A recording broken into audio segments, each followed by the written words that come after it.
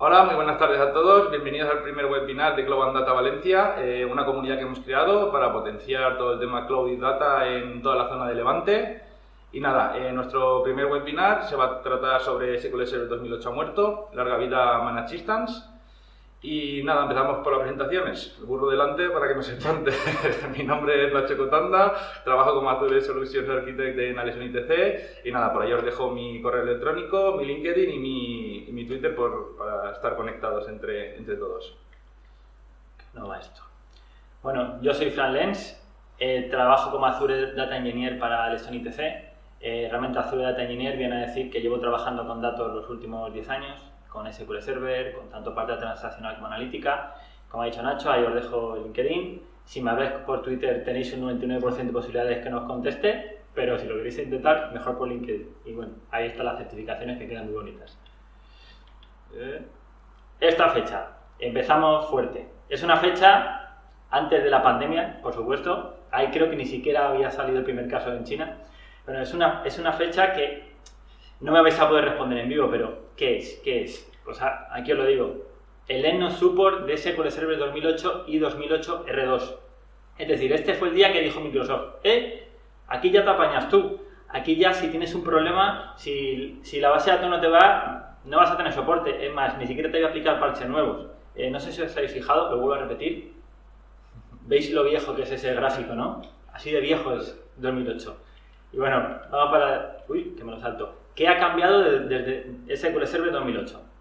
Vale, estas fueron las novedades que empezaron en SQL Server 2008. La verdad que fue una edición buena, veníamos ya de 2005 y trae cosas bastante interesantes. Transparent Data Encryption, importantísimo. Backup Encryption, es algo que también fue core, porque por fin podíamos tener un poco más de seguridad en nuestros backups. Data Compression a nivel de página, a nivel de row, Resource Governor.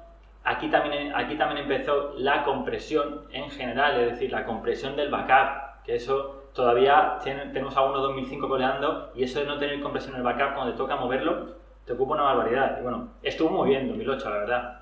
Llegó 2012 y 2012 ya fueron cambios grandes. Empezaron Always On, nos olvidamos un poco de la configuración de clúster antigua, con el almacenamiento compartido, Availability Groups, empezaron ya los Column Store, aunque en esta primera versión digamos que eran poco usables, eran sobre todo únicamente de lectura. Data Tools, dejamos de utilizar el Business Intelligence Development Studio, sí que Data Tools también fue un buen cambio, y bueno, otras tantas cosas. Llegamos a 2014, principalmente la mayor novedad de 2014 fue poder meter ya tablas in memory, un paso bastante importante que además ahora en 2019 se ha potenciado, lo veremos después. Clustered Column Store, aquí ya metieron la posibilidad de tener índices clustered y aquí también un pequeño salto. Eran casi usables los Column Store en ese momento. Nube híbrida, empezamos ya que los ficheros los podemos alojar en Azure, Incremental Statistics, que si tenéis por ejemplo particionamiento es algo que funciona muy bien. Llegó 2016 ya sí que fue el gran salto.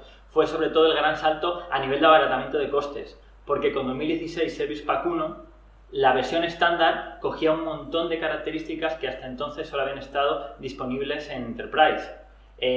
Las principales, pues, tenemos compresión, tenemos particionamiento, hay un montón más. Aparte de esto, ¿qué trajo esta nueva versión? Always Encrypted, Dynamic Data Masking, Role Level Security, Query Store. Empezamos ya con integraciones de Machine Learning, en este caso metieron R.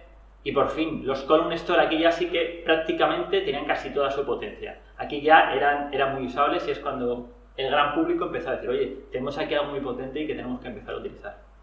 Ahora sigo con el rollo. 2017, aparte que ya tenemos R, ahora metieron Python. Integración de Python con SQL Server. Igual, genial. Soporte para Dockers. Metieron también Automatic Tuning, que junto con el Query Store, que ya está metido con el 2016, te va a hacer que consultas que en la primera ejecución te van mal porque tiene un mal plan de ejecución, en la segunda vez te lo va a adaptar y es algo que va y bien, va genial. Llegamos a 2019, la más nueva. La verdad es que no la hemos encontrado instalada todavía en muchos sitios, es algo todavía bastante novedoso, es algo que nos queda todavía un par de años hasta que pasemos, por así decirlo, ese Service Pack 1 que siempre la gente se espera un poco para migrar, pero bueno, es una versión que nos trae los Big Data Cluster. Memory Optimized TDD Metadata. Este cambio, que parece una tontería, es la leche. Podemos tener 10 o bueno, creo que las últimas actualizaciones hasta 12 tablas internas de TDD que funcionan en in-memory. Esto, imaginaos el lío que nos puede dar tener el dato en memoria. Data Virtualization, en fin, un montón de novedades. Vale, pues esta es la comparativa. Si estáis en 2008, tenéis esto. Está bien, ¿no? Está bien. Pero es que si os pasáis a 2019 o a Manachistan, que tiene el 90% de las características de SQL Server 2019, vais a tener todo eso. Es que sin nada más que hacer que coger un backup, además es que es directo, no hay que dar ni paso intermedio, cogéis un backup, lo restauráis en 2019, posiblemente ya tengáis mejoras de rendimiento, sin hacer absolutamente nada, por todas las mejoras de motor que han traído estos años. Uy, que no salto. Muy bien, pues ahora empezamos con la charla, continuamos con a lo que hemos venido aquí, Managed Instance, y antes de nada veremos qué es Managed Instance. Managed Instance es una nueva implementación que ofrece Azure SQL Database. La compatibilidad es casi del 100% con SQL Server Enterprise, implementación nativa de red virtual, quiere decir que la tenemos implementada dentro de nuestra Virtual Network dentro de Azure. La migración desde on-premise con cambios mínimos en base de datos y aplicación, como comentaba Fran, la migración es muy rápida a la Managed Instance, simplemente cogiendo un backup, pasando unos tests y directamente subiéndolo a nuestra Managed Instance, tenemos la base de datos en producción. Y luego conserva todas las funcionalidades de PaaS, la alta disponibilidad, actualizaciones de versiones automáticas, automáticamente Azure te versiona, te actualiza tu Managed Instance sin enterarte. Y luego unos backups automáticos, que también es bastante interesante. Aquí vemos un pequeño gráfico y en el gráfico vemos que Managed Instance forma parte dentro de SQL Database en Azure.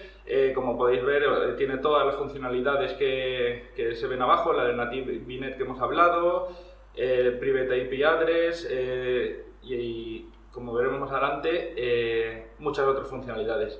Aquí queremos hablar sobre Instance Pool. Instance Pool forma parte dentro de Managed Instance y es una nueva opción de implementación, ¿vale? Que lo que nos crea son instancias SQL Server pequeñas para desarrollo y test. ¿Esto qué quiere decir? Que nuestra Managed Instance, actualmente disponemos de una Managed Instance de 8 cores. Pues únicamente en esa instancia es donde tenemos almacenadas toda nuestra base de datos. Con esta nueva funcionalidad podemos crear instancias hasta 2 núcleos virtuales. Tiene una rápida implementación, en 5 minutos podemos tener desplegada una instancia y las características y niveles de compatibilidad de Managed Instance son individuales. Quiere decir que si tenemos una Managed Instance, un Instance Pool de 16 Virtual Cores, pues podemos utilizar hasta los 16 Virtual Cores. Vale, esto además, aquí hay algo muy importante. Cuando salió Managed Instance en el año 2019, lo más bajo que teníamos era 8 cores. 8 cores y 40 GB de RAM. Y hubo gente que dijo, oye, esto es demasiado para mí. Yo tengo aplicaciones que van bien, pero no tienen tanto uso de recursos. Y llegó Microsoft y dijo, oye, vale, perfecto, lo entendemos. Vamos a meteros Managed Instance de 4 cores. Pero aún así, hubo gente que dijo, vale, está muy bien para el entorno productivo, pero a lo mejor yo tengo un test, tengo un desarrollo que no necesita tanto. Es ahí donde realmente estamos viendo que está la potencia del Instance Pool. Imaginad eso. Podemos montar un Instance Pool de 8 cores en el que meter 2 instancias de 2 cores y una instancia de 4 cores. Imaginad que podemos tener ahí desarrollo, test y preproducción. Y funciona muy bien, la verdad. Y bueno, como todo, al estar en preview tiene limitaciones actualmente, solamente podemos utilizar el hardware en generación 5, el nivel de servicio que apliquemos será aplicado para todo el Instance Pool, no podemos jugar con uso general o crítico para empresas, y la CPU y la RAM son dedicadas, por lo que todos los núcleos virtuales nunca se podrán superar el total asignado a la Instance Pool. Así que continuamos con la Managed Instance. Aquí tenemos las ventajas principales, ventajas de PaaS que ya sabemos, sin compra de hardware ni administración, no tenemos que preocuparnos de si mejora, si ha salido una CPU nueva, si nuestra memoria es antigua. Actualmente nos actualizan el hardware sin nosotros enterarnos. Los tiempos de aprovisionamiento y escalado rápidos, entre comillas, porque la primera vez que montamos una Managed Instance nos tardó 48 horas en estar montada. Esta última que hemos montado en 3 horas la teníamos lista para entrar a producción. Luego aplicación automática de parches y nuevas versiones, nos olvidamos de instalar Service Pack y Cumulative Updates, directamente nos aplican el último que sea estable. La continuidad de negocio, que es muy importante, alta disponibilidad integrada, el SLA del 99,99%, nuestros backups automáticos y restauración de backups en un punto exacto como si hiciéramos backup log en nuestra instancia on-premise.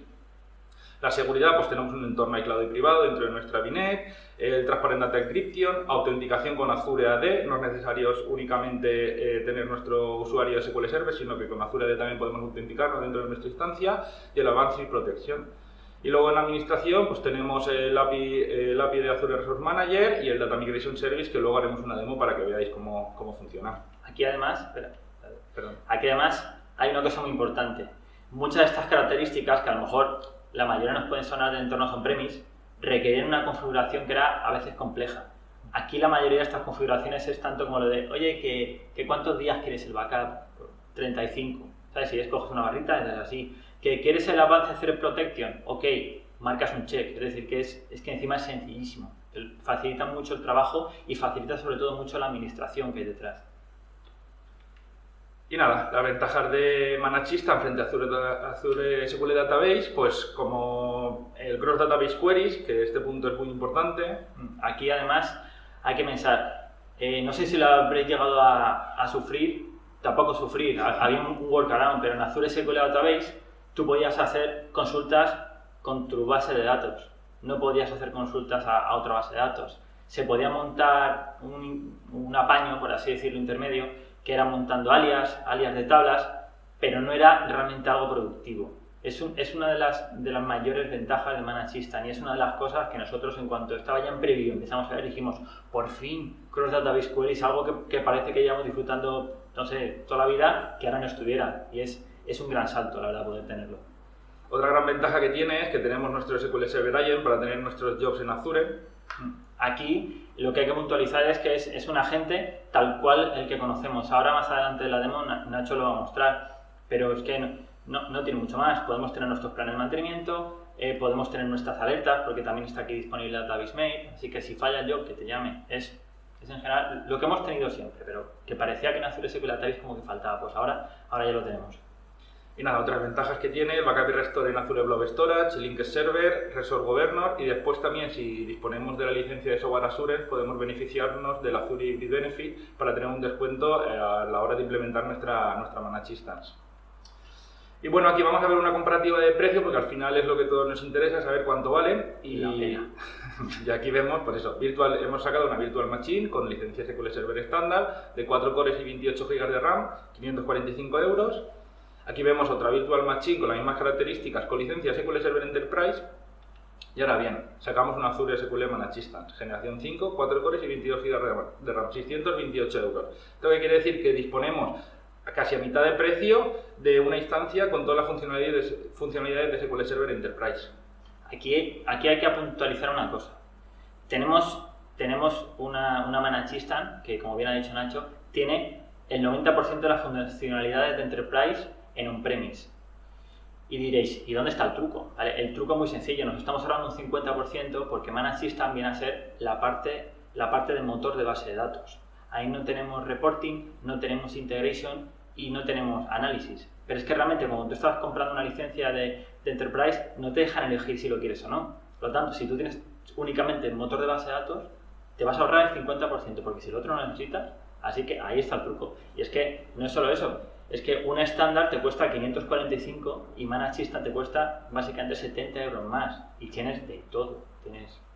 Nos olvidamos de la administración del sistema operativo, actualizaciones de Windows Update, que se me ha roto un disco, que necesito más espacio. En Managed Instance es tan fácil como correr una barrita, aplicar y nos aplica nuestra Managed Instance. Muy bien, aquí vamos a ver una comparativa de generación 4 y generación 5, ¿vale? La generación 4 fue la que salió en preview y ahora tenemos también generación 5. La diferencia al principio, pues en el procesador son un procesador más potente. Una de las características más principales en generación 5 es el tipo de almacenamiento que tenemos. En el generación 4 disponemos de 8 teras en General Purpose y 1 tera en Business Critical. Y en generación 5 disponemos de los discos NVMe SSD que son hasta 5 veces más rápidos que el almacenamiento de generación 4. Disponemos de hasta 8 teras y luego en Business Critical, dependiendo de los cores, 1, 2 o 4 teras. La diferencia también aquí que en generación 5 disponemos de más variantes a la hora de elegir nuestra Virtual Core. Aquí podemos elegir hasta 4, en generación 4 no. Y luego ya pues la cantidad de RAM y demás que necesitemos. Aquí la recomendación siempre nos han preguntado generación 5, es decir, es la más nueva y lo único que nos puede llegar a aportar generación 4 es si determinadas aplicaciones necesitan más memoria RAM. Fijaos que en generación 4 tenemos 7 GB de memoria RAM por cada core y en generación 5 tenemos solo 5,1. Pero bueno, si algún aplicativo realmente necesita más memoria, es que a lo mejor se puede optimizar de otra forma, pero siempre generación 5, disco más rápido, mayor forma de montar la Manage System como queramos. Siempre la última novedad, al final es a lo que vamos todos, no tener un hardware obsoleto, entre comillas, sino a la última tecnología. Vale, y aquí pues nada, vemos las diferencias a la hora de elegir nuestra Manage Instance. A la hora de montarla tenemos General Purpose, que tenemos diseñada para aplicaciones y rendimiento y requisitos de latencia de entrada comunes, quiere decir que nuestra base de datos no necesita mucha entrada y salida de disco. El almacenamiento, como hemos comentado, se monta sobre un blob storage de alto rendimiento, hasta 8 teras, y luego tenemos alta disponibilidad integrada con los servicios confiables de Azure Blob Storage y Azure Service Fabric. Y después en Business Critical pues tenemos una instancia diseñada para aplicaciones que necesitan una baja latencia en entrada y salida de disco y para aplicaciones que necesitan más, por decirlo así, más caña de nuestra instancia. Incluye almacenamiento local extremadamente rápido, como hemos dicho, y la alta disponibilidad integrada basada en los grupos de alta disponibilidad Always On. Esto no quiere decir que por debajo tengamos un Always On, sino que la tecnología que utiliza Azure para tener la alta disponibilidad de la Managed Instance está basada en esto. Aquí sí que parece que General Purpose es como el hermano feo, por así decirlo. Para nada. General Purpose va genial. La mayoría de clientes que hemos migrado los hemos migrado a General Purpose. Y es que además, desde el Ignite 2020, que ha sido ahora en septiembre, han metido un montón de novedades, han aumentado la tasa de escritura del log, lo veremos más adelante, los IOs, ha habido cambios en la TNDB, es decir, que es que General Purpose, que ya de por sí era potente, posiblemente si a los que nos estáis viendo, si os planteáis con General Purpose vais a tener más que suficiente, es esa, la que primero hay que intentar. Si vemos que se nos está quedando corto, a lo mejor tenemos que ir a Business Critical, pero estamos hablando que Business Critical es un incremento de precio bastante grande y son maquinones. Tienes que tener una aplicación que necesites una tasa de escritura y de lectura tan sumamente grande que yo creo que General Purpose, si nos vamos a lo mejor a General Purpose al tamaño más grande, nos puede dar casi las mismas o incluso mejores que la versión más pequeña de Business Critical. Y bueno, como sabemos todos, ambos niveles de servicio garantizan una disponibilidad del 99,99%, un SLA del 99,99%. Y nada, ahora vamos a ver la primera demo, conociendo Managed Instance, y así os mostramos un poquito más de lo que estamos hablando. Bueno, pues empezamos con la primera demo, vamos a ver lo que es una Managed Instance, y para eso empezamos por el portal de Azure directamente. Aquí tenemos nuestro portal de Azure, donde vemos nuestro Virtual Cluster en este momento. Dentro del Virtual Cluster se crean todas las Managed Instance que tenemos dentro de nuestra suscripción. Vamos a la nuestra, que se llama LessonMI. ¿Vale? Estamos aquí, que ya estaba abierta. Y nada, aquí como podéis ver, el overview, el panel principal de la Managed Instance. Tenemos pues dónde está el grupo de recursos, el estado que está, la ubicación donde la tenemos, el nombre del host interno, el price tiering, que es el tamaño de nuestra Managed Instance, la Virtual Network y demás, ¿vale? Aquí tenemos todas las opciones. Aquí en el apartado de abajo, como podéis ver, vemos la base de datos test, que es una base de datos que tenemos creada en este momento. Accedemos a ella para verla. ¿Vale? Y aquí tenemos el panel principal de nuestra base de datos que está dentro de nuestra Managed Instance. Las dos primeras opciones que podemos ver aquí arriba es el Configuration Backup Retention, ¿vale? Actualmente lo tenemos en 7, pero esto es lo que hemos comentado, que podemos aumentarlo hasta 35 días, ¿vale? La retención de nuestro backup. Cancelamos esto y luego vamos al Restore. Aquí es donde podemos restaurar nuestra base de datos en un punto determinado. Es decir, tenemos el primer punto que tenemos es el día 27, que es cuando lo creamos, y el último punto es el día 28 a estas horas, ¿vale? Entonces aquí es donde podríamos restaurar nuestra base de datos con otro nombre y restaurarla en un punto determinado del tiempo. Como otras opciones interesantes que podemos ver luego en nuestra Managed Instance, está, por ejemplo, lo que hemos comentado, que con un simple clic podemos aumentar o disminuir nuestro tamaño. Así que vamos a verlo en un momento, y como podéis ver, tenemos aquí el General Purpose o el Business Critical, ¿vale? Tenemos generación 5 porque la generación sí que no podemos cambiarla una vez la tenemos creada, y aquí podemos aumentar nuestros Virtual Cores y disminuir o aumentar nuestro tamaño y disminuir. Tan fácil como cambiarlo, hacer un clic en Apply y listo.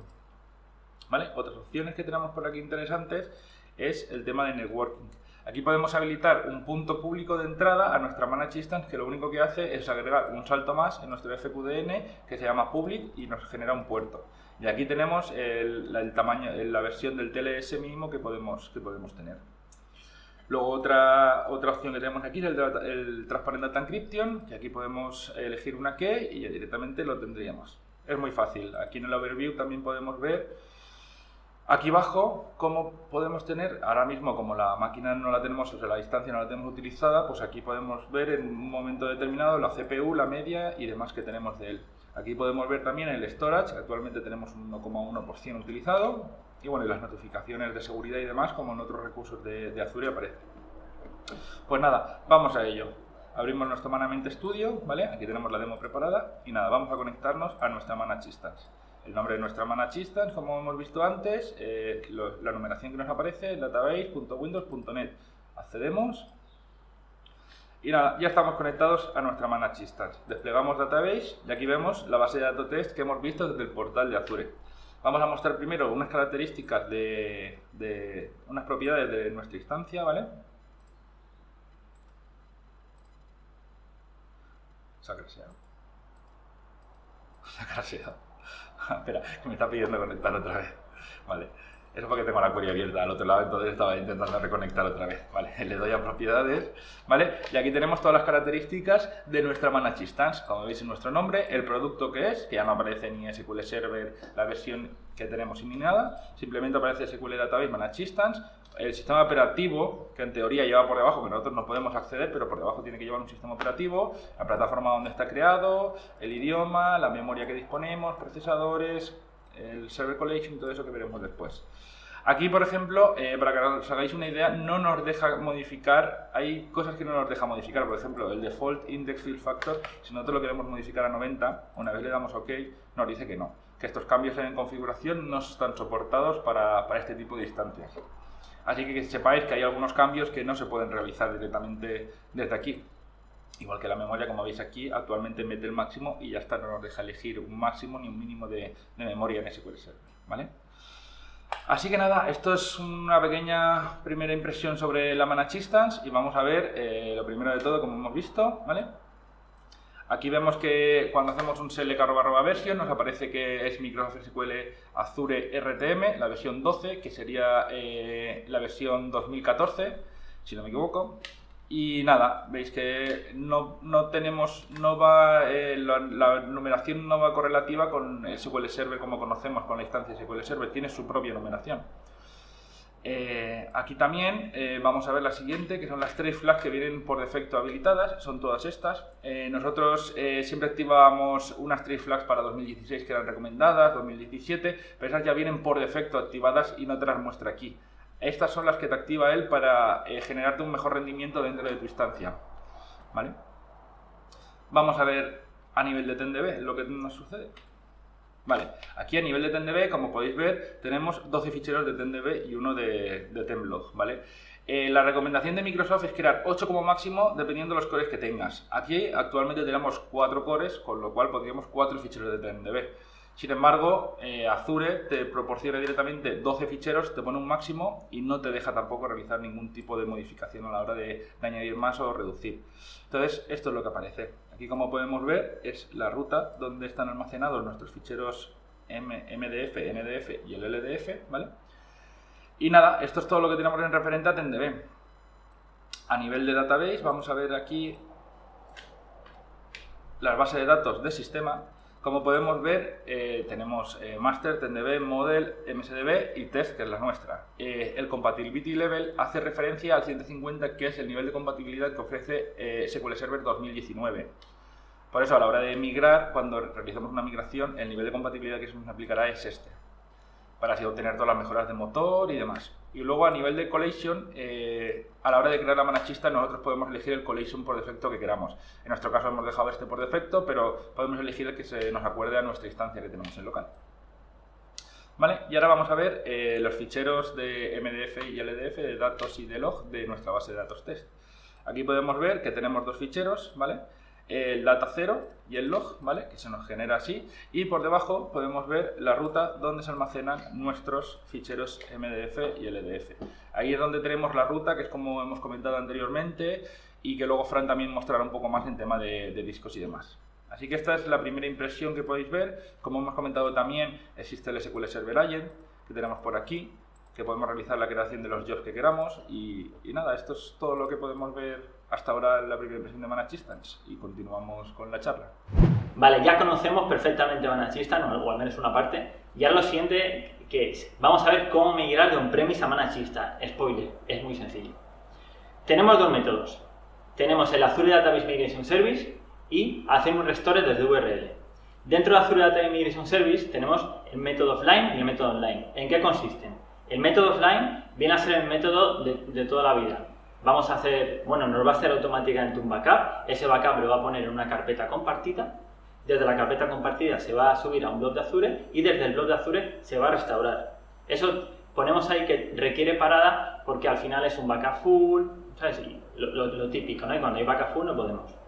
Online no requiere parada. ¿Por qué? Porque online lo que va a funcionar es que nos va a hacer un primer backup full y luego vamos a ir haciendo backup de log, backup de log, backup de log. Y todo lo que vayamos dejando en esa ruta lo va a ir cogiendo y lo va a ir restaurando hasta que al final del todo digamos, oye, esto ya está casi restaurado. Lo paremos, se terminen de restaurar las últimas transacciones que hace falta y ya lo tendremos. Y luego tenemos el restore de URL. Pues esto lo conocemos, esto lleva ya creo que de 2014, 2016.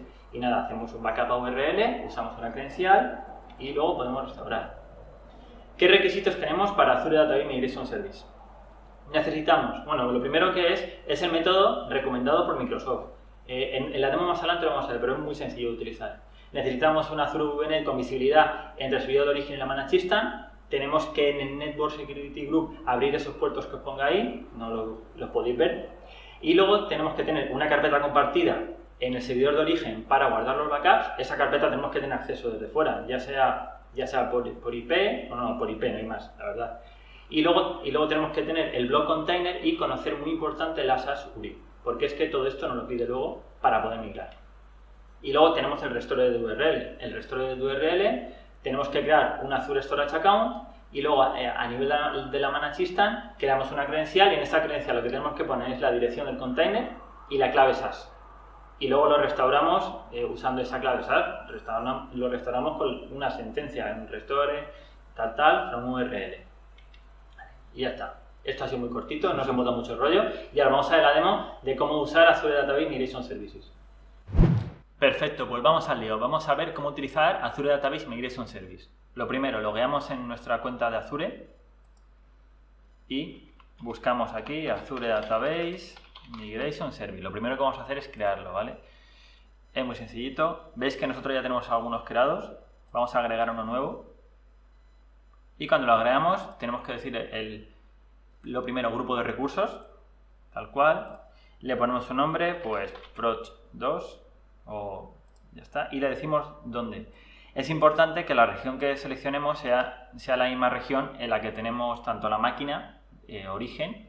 Bueno, la máquina origen, no. La máquina origen tiene que tener al menos visibilidad con la Managed Instance, pero bueno, tiene que ser la misma región. Y una vez que hemos seleccionado la región, ya solo tenemos que decir la red. Tiene que ser una red que tenga esa visibilidad entre la máquina y la Managed Instance. En nuestro caso, seleccionaremos esta, que está haciendo nuestra red, y le daremos a crear. No le voy a dar a crear porque tarda como 15 minutos, pero ya está, no hay que hacer ningún paso más. Una vez que lo tengamos creado, pues nos vamos a nuestro servicio. En nuestro caso es este, ¿vale? Migra Project. Y que llegaríamos aquí. Le tenemos que dar primero a nuevo proyecto de migración. Le damos a nuevo proyecto y lo voy a llamar Proc1, proyecto 1. Origen. El origen va a ser, en nuestro caso, SQL Server. Y el destino, ¿qué va a ser? Una Managed Instance, instancia administrada. El tipo de actividad, os he explicado antes que estaba la offline y la online. En nuestro caso, por no complicarnos, vamos a elegir la offline, sin conexión. ¿Okay? Guardamos. Y ya tenemos el proyecto. Y ahora lo que vamos a hacer es la actividad. ¿Por qué? Porque dentro de un proyecto offline puede haber distintas actividades. Imaginad que queréis migrar primero una base de datos, luego otras, o queréis incluso hacer algo que sea repetitivo. Pues os podéis dejar una actividad y con darle a reintentar o darle a volver a ejecutarse, te volvería a migrar la base de datos. Imaginad que queráis todos los lunes hacer un refresco de datos. Pues con esto podríais. Lo primero que nos pide son los datos de nuestra máquina origen, en nuestro caso el SQL Server. Esta es nuestra IP local, ¿vale? conexión, pues vamos a hacerlo así. Le vamos a decir que nos cifre la conexión. Ya os digo, aunque nosotros estamos en dominio, también se puede hacer con una cuenta local. Con que tenga visibilidad y tenga los permisos necesarios, es más que suficiente. Vale, ahora los siguientes datos son los datos de conexión de nuestra Managed Instance. Primero ponemos esto. Autenticación SQL. Vale.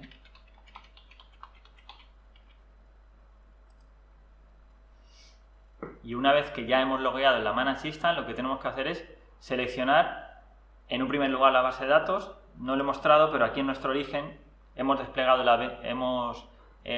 AdventureWorks 2019 para hacer las pruebas, así que esta va a ser nuestra base de datos. Y aquí os refresco, vemos que en destino solo está la de test que hemos visto en el demo anterior. Así que volvemos aquí, le decimos que sí, que queremos AdventureWorks. Aquí nos va a decir si queremos migrar a algún usuario. Nosotros no queremos migrar ninguno, pero bueno, si quisiéramos los podríamos marcar. Es importante, aquí te pone como una alerta. Esta alerta significa que el usuario ya existe, el login, mejor dicho, ya existe en destino. Por lo tanto, nosotros no queremos nada. Hay que rellenar una serie de datos más. La ruta compartida. Voy a poner aquí esta ruta que tenemos creada. Nuevamente le ponemos los permisos para acceder a esa ruta compartida.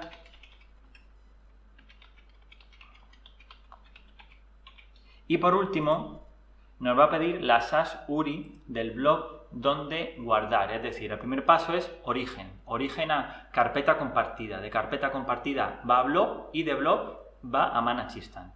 Pues con algún programa por el estilo, nosotros lo hacemos con Azure Storage Explorer, podemos conectar al blog y en el blog podemos conseguir la SAS URI especificando unos permisos y un tiempo en el que vamos a poder acceder a ese recurso. Fijaos que además el tiempo lo especifica aquí, de 2019, 10 de octubre de 2019 hasta 27 de octubre de 2021 que tenemos puesto. Copiamos esto, aquí lo especificamos, siguiente, resumen, y ahora nos pide que le pongamos un nombre a la actividad. Aquí pues le vamos a poner, yo que sé, actividad 1. Listo, Start Migration. Aquí le damos a actualizar. Y lo veis, ya pone aquí en curso. Nos podemos meter realizando copia de seguridad. Y si esto lo vamos actualizando, nos va a ir cambiando y podemos ir viendo lo que va haciendo. Si nos vamos aquí a la carpeta, esta es la carpeta compartida, ¿vale? Vamos viendo que aquí ya directamente y automáticamente está haciendo los backups. Lo que hace es un backup que lo divide en 8 partes. Sigue haciendo el backup. Si nos vamos aquí al servicio, realizando copia, ahora ya lo está copiando, es decir, ya está copiándolo al blog. Restaurando. Si nos vamos aquí a nuestra Managed Instance, ya deberíamos verlo aquí en estado restoring. ¿Lo ves? Ahí lo tenéis, restoring. La base de datos ocupa unos 200 megas. Restaurado. Ya lo tenemos. Actualizar. Pone todavía restaurado, todavía no se ha dado cuenta. Completado. Aquí está. Ya está. ¿Cuánto ha tardado? Duración, 50 segundos. En 50 segundos hemos migrado una base de datos de un lado a otro. Cosas que tenemos que tener en cuenta cuando migramos una base de datos. Por defecto, el compatibility level con el que va a venir es 2017, 140. Sabemos que nuestra Managed Instance está en versión 2019, así que podríamos tranquilamente subirla a 2019 y ya está. Ya lo tendríamos migrado. Habéis visto que es mega sencillo. El otro método, que es con URL, también es mega fácil y además es incluso más automático que esto, porque lo podemos tener todo por un script. Y nada, seguimos con la charla. Pues nada, ya hemos migrado, sencillo, ¿verdad? Ya estamos en Managed Instance, pero aquí acaba. No, aquí no acaba. Aquí tenemos limitaciones y lecciones aprendidas. Y esto es porque por el camino, al ser algo tan preview cuando empezamos, nos hemos dado unas cuantas castañas que creemos oportuno deciros cuáles han sido. Lo primero, ¿qué vamos a hablar? Características recientes. Os hemos dicho antes que traía todo lo que traía 2019, o por así decirlo, el 90% de lo que trae 2019. Pero es que cada mes se están metiendo nuevas novedades. De lo más importante de este año, lo que hemos comentado antes, ManaChistan de 2V Core, siempre y cuando las utilicemos sobre Instance Pool. Tenemos el Point in Time Restore. Esto viene a ser el restore que hemos tenido toda la vida con el log. Aquí no tenemos que hacer nada. Aquí puedo restaurar hasta un segundo exacto. Y el problema que había es que el mínimo era de 7 días. Por lo tanto, si hacías pruebas o subías base de datos de pruebas, no podías bajarlo y eso al final era un coste. Pues ahora han puesto un Point in Time Restore mínimo de un día. Está muy bien. Tenemos, esto sí que ha sido un gran cambio, aumento por 5 de la velocidad de escritura del log. Digamos que antes el log throughput era compartido de 22 megas. Ahora lo han ampliado por 5. Ahora tenemos un log throughput, un log write throughput de 128 megas, es decir, por 5. Las escrituras ahora, siempre y cuando sean operaciones que loguean, van a ir mucho más rápido. Ligado a este cambio, también se ha mejorado el ratio del IO en TenDB. ¿Por qué? Porque antes TenDB compartía ese log write throughput con el resto de base de datos, y ahora no. Ahora tiene uno propio, así que también ha mejorado mucho. Soporte global de VNet Peering. Es decir, antes, cuando queríamos montar failover groups para tener pues un failover en otra región, tenía una configuración bastante compleja. Al haber habilitado el VNet Peering, podemos crear un peering entre esas dos suscripciones en regiones distintas y va a facilitar mucho esa configuración de los failover groups. ¿Qué más tenemos? Tenemos soporte para las bases de datos de catálogo de Reporting Services. Hasta ahora era solo para la versión de 2019, pero es que a partir de septiembre de 2020 también nos permite subir bases de datos de Reporting Services anteriores. Veis que hay muchos cambios que son en septiembre de 2020 y es porque en el Ignite de 2020, que ha sido hace mes y poco, es donde han anunciado todos estos cambios. Bueno, y aquí ahora tenemos las características planificadas, long term backup hasta 10 años, eso está en preview aún, actualmente teníamos hasta 35 días y la gente, claro, decía, pues 35 días y si yo quiero recuperar un backup de hace 2 meses no puedo para un tema de desarrollo. Ahora tenemos esto en preview, después tenemos Machine Learning en ManaChistan con R y Python, también lo tenemos todo en preview. El soporte para DNS en alias, que esto también viene muy bien porque actualmente no dejaba el poder crear un alias para poder conectarnos a nuestra ManaChistan, siempre nos daba un error de autenticación, eso está planificado para hacerse. Después incrementar tamaño máximo de 8 teras, que esto lleva planificado ya desde 2019 creo, entonces está ahí planificado para hacerse, pero aún no tenemos nada claro. Pero llegará, así es. Vale. Y luego características no planeadas, pues como hemos hablado antes, Windows Authentication no nos deja el no tener una máquina virtual por debajo o estar conectado a un dominio físico. Después tenemos backups compatibles con entorno on-premise. Esto es algo que se ha pedido mucho, porque si no, por así decirlo, si tú subes tu ManaChistan arriba y quieres... ManaChistan tiene un coste, no hay versión developer como puede estar como tenemos en on-premise. Por lo tanto, si queremos tener nuestro entorno de desarrollo, lo estamos teniendo que tener sobre una ManaChistan. Sabemos que están buscando formas, es más, si nos metemos al foro de peticiones de ManaChistan, hay mucha gente que lo ha solicitado y están buscando formas de ver cómo se puede llevar una base de datos a on-premise, ya sea por algún tipo de replicación, sí por algo de alta disponibilidad, pero la verdad es que todavía no hay nada cierto. Así que si subimos nuestra base de datos on-premise a ManaChistan, el tirar atrás es una forma que aún no está planteada de hacer.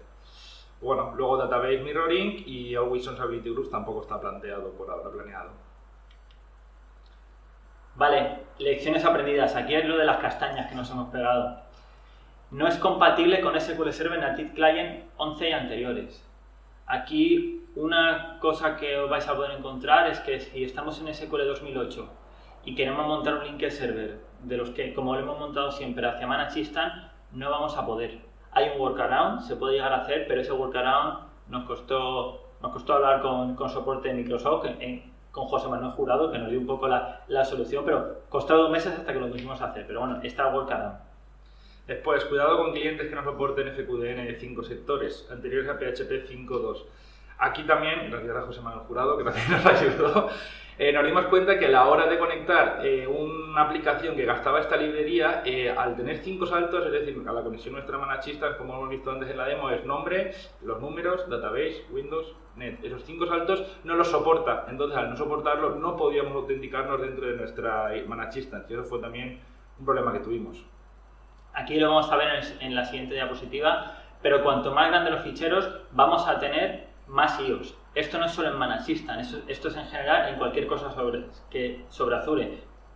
Cuanto más grande es el disco que ponemos, si es un P10, un P20, más IOs supone. Ahora lo veremos. Y luego, recomendable siempre el último Management Studio. Esto Microsoft siempre recomienda que instalemos el último, ya que trae nuevas características compatibles con las nuevas características que van saliendo de Manachistan y demás. Así que otra recomendación que hay que tener en cuenta también. Vale, ¿cómo conseguir más IO? Esto ya es truco, por así decirlo. Hay que entender que cuando nosotros subimos una base de datos, por defecto tenemos nuestro fichero de datos y nuestro fichero de log. Pues como no podemos elegir el almacenamiento por debajo, bueno, podemos elegir la cantidad, pero no dónde va cada cosa. Manachistan te coge el MDF y te lo mete en un disco independiente y te coge el LDF y te lo mete en un disco independiente. Esto va a ocurrir para toda la base de datos. Siguiendo este patrón, llega al siguiente punto. Cuanto más grande el fichero, más grande el disco que lo alojará y por lo tanto más IO. Tenéis abajo la tabla. Un P10 tiene como mucho 500 IOs y un P15, 1100. ¿Cuál sería, bueno, o un P50? ¿Cuál sería el truco? Si nosotros tenemos, por ejemplo, una base de datos que está ocupando 100 gigas, el fichero de datos, no vamos a poder hacer nada para que no esté un P10. Pero si cogemos y ponemos un crecimiento, hacemos que el fichero de datos crezca, por ejemplo, a 600 gigas, ahí ya estaremos pasando a un P20 y estaremos multiplicando por más de 4 veces las IOs. Es decir, que es un truco que podemos tener ahí y en un determinado momento utilizarlo. Esto sí que tiene una limitación. Tiene una limitación máxima física de 35 teras y 280 ficheros. Yo esto la primera vez que lo leí no lo entendí. ¿No tenemos una limitación de 8 teras? Sí, tenemos una limitación de 8 teras, pero virtual, por así decirlo. Si nuestra base de datos ocupa 1 giga, a nosotros nos van a cobrar por 1 giga. Bueno, el mínimo que te cobran es por 32 gigas. Pero por mucho que tengas 1 giga, va a estar alojado en un disco de 128 gigas. Si tenemos pues 100 bases de datos de 1 giga, que nos va a ocupar 100 gigas, al final por encima lo que estaremos teniendo es 12.800 gigas y ya. Bueno, creo que me he venido arriba. Sí, me he liado un poco los cálculos, pero bueno, queda bastante claro. Vale, y ahora vamos a hacer una demo con script, ya que me he explicado bastante mal. Ahora la demo lo apaño y lo explico mejor. Bueno, para esta última demo lo que vamos a utilizar es el script que tengo en pantalla. No es un script que haya hecho yo, es un script creado por Jovan Popovic, que en la actualidad es uno de los mayores gurús sobre Manachistan. La verdad es que ha creado un montón de recursos y cualquier post o cualquier entrada que busquéis por Google para ayudaros, posiblemente la haya creado él o su equipo. En primer lugar, ¿qué vamos a utilizar? Vamos a crear esta vista. Yo no la voy a crear porque ya la tengo creada. Y con esta vista lo que vamos a ver es esos límites de 35 teras y 280 ficheros.